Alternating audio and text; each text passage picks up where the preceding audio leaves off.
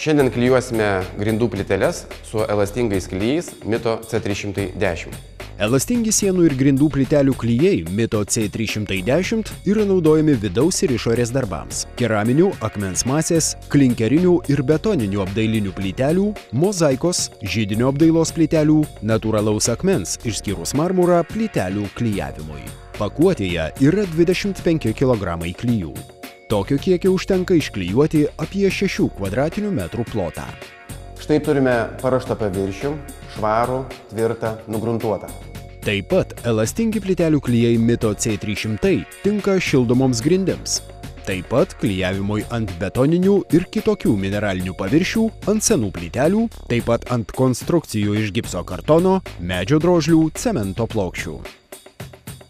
Elastingus plytelių klijus Mito C310 supylėme į vandenį, laikydamiesi proporcijų ir išmaišėme iki vienalytės masės.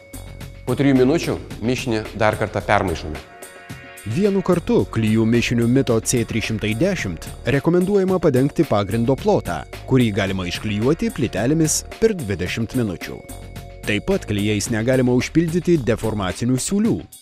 Elastingus plytelių klijus Mito C310 galima tepti 3 būdais. Plytelių klijus tepti ant plytelės blogosios pusės, plytelių klijus tepti ant sienos arba plytelių klijus tepti ant sienos ir ant plytelės blogosios pusės. Kadangi grindų paviršius yra lygus, klijų mišinį tepame tiesiai ant grindų. Klijai dantytų kraštų išvagojami. Nuo dantukų gylio šiek tiek keisis sunaudojamo mišinio kiekis. Darbus atliekame temperatūroje nuo +5 iki +25 laipsnių Celsijaus. Griežtai draudžiama pilti vandenį į pradėjusį rištis mišinį. Išklijavus plyteles, vaikščioti galima bus ne anksčiau kaip po 24 valandų. Paruoštą mišinį rekomenduojama sunaudoti per 2 valandas.